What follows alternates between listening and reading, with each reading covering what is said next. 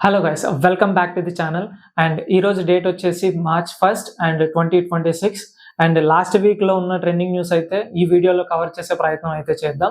So ఈ week trending news లోకి అయితే వెళ్ళిపోదాం. ఇజ్రాయెల్ ఇరాన్ మధ్య గొడవ పీక్ స్థాయికి చేరి అమెరికా కూడా రంగంలోకి దిగి ఆపరేషన్ ఎపిక్ ఫ్యూరీ అనే పేరుతో దాడులు ప్రారంభించింది. ఇజ్రాయెల్ దీనిని రోరింగ్ లయన్ అనే పేరుతో పిలుస్తోంది.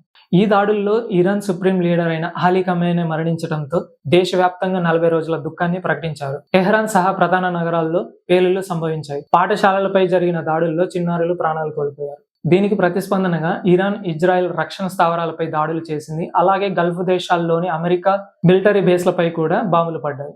ఈ పరిణామాల మధ్య విమానయానంపై తీవ్ర ప్రభావం చూపి ఎయిర్ ఇండియా సహా ఇతర ఎయిర్లైన్స్ ఫ్లైట్స్ రద్దు చేయబడ్డాయి.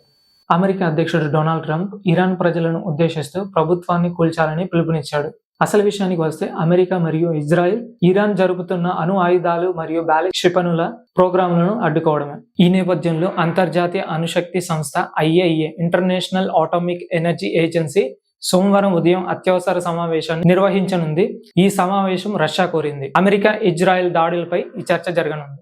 నెక్స్ట్ న్యూస్ లోకి వెళ్తే గూగుల్ తన సరికొత్త AI generation model nano banana 2ను లాంచ్ చేసింది. దీని ప్రత్యేకత ఏంటంటే పాత నానో బనానాతో కంటే వేగంగా మరియు క్వాలిటీ స్థాయి ఫోటోలను మరియు ఇమేజ్ చిత్రాలను తయారు చేస్తుంది. ప్రాంప్ట్ ఇచ్చిన కొన్ని సెకండ్లోనే హై క్వాలిటీ ఇమేజ్లను మీ కళ్ళ ముందు ఉంచుతుంది. బొమ్మల్లో అక్షరాలు సరిగ్గా రాకపోయే సమస్య పాత నానో బనానాలో ఉండేది. ఇప్పుడు నానో బనానా 2తో ఫోటోల్లో అక్షరాలు మరియు లోగోలు క్లియర్గా వస్తున్నాయి.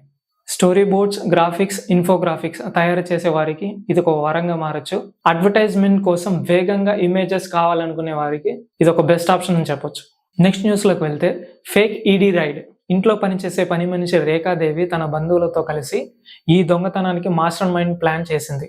పూర్తి వివరాల్లోకి వెళ్తే ఢిల్లీలో 86 ఏళ్ల ఆర్కిటెక్ట్ దంపతుల ఇంటికి 3 వ్యక్తులు పోలీస్ యూనిఫామ్ లో వచ్చి మేము ఈడీ అధికారులమని చెప్పి తాము ఈడీ అధికారులమని నమ్మబలిగారు. ఇంట్లోకి ప్రవేశించిన వెంటనే ఫోన్లు లాగేసుకొని మీ ఇంట్లో అక్రమ నగదు బంగారం ఉందని భయపెట్టారు. ఈ దాడికి మాస్టర్ మైండ్ గా ఇంట్లో పనిచేసే రేఖాదేవి అని పోలీసుల విచారణలో తేలింది. యజమానుల నిత్య కృత్యాలు అండ్ విలువైన వస్తువులు ఇంట్లో ఎక్కడ ఉంటాయని తన బంధువులకు వివరించింది రేఖాదేవి.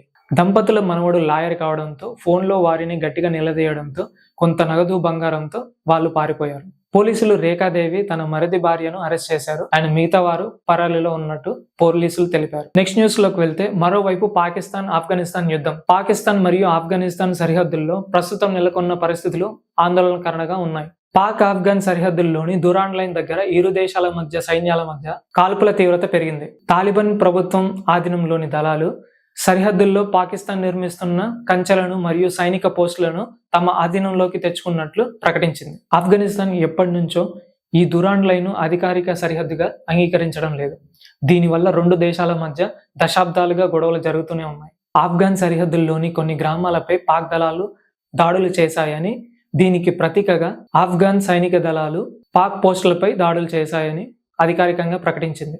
ఈ గొడవ ఆసియా ఖండం మొత్తానికి ముప్పు అని భావించి రష్యా మరియు చైనా 2 దేశాల మధ్యవర్తిత్వం వహించేందుకు సిద్ధమయ్యాయి. ఈ 2 దేశాల మధ్యన మళ్లీ ఘర్షణ మొదలైతే సరిహద్దుల్లో ఉన్న మన భూభాగంలోకి ఉగ్రవాదులు చొరబాటే అవకాశం ఉందని నిఘా సంస్థలు అప్రమత్తంగా ఉన్నాయి.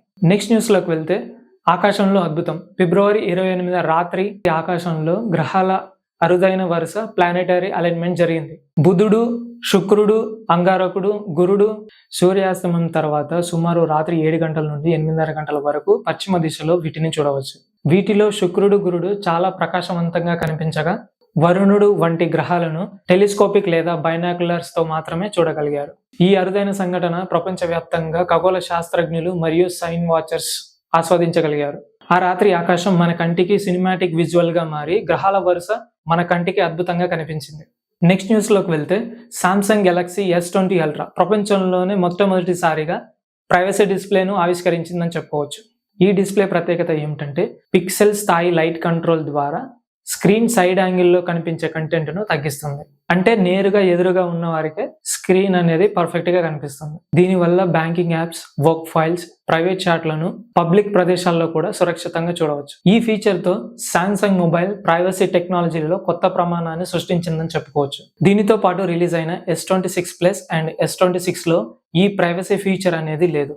అండ్ మోర్ ఓవర్ అందరు అనుకుంటున్నట్టుగా సాఫ్ట్వేర్ అప్డేట్ తో మిగతా సామ్సంగ్ మొబైల్స్ కి ఈ ఫీచర్ రాదు. It's completely hardware supported feature.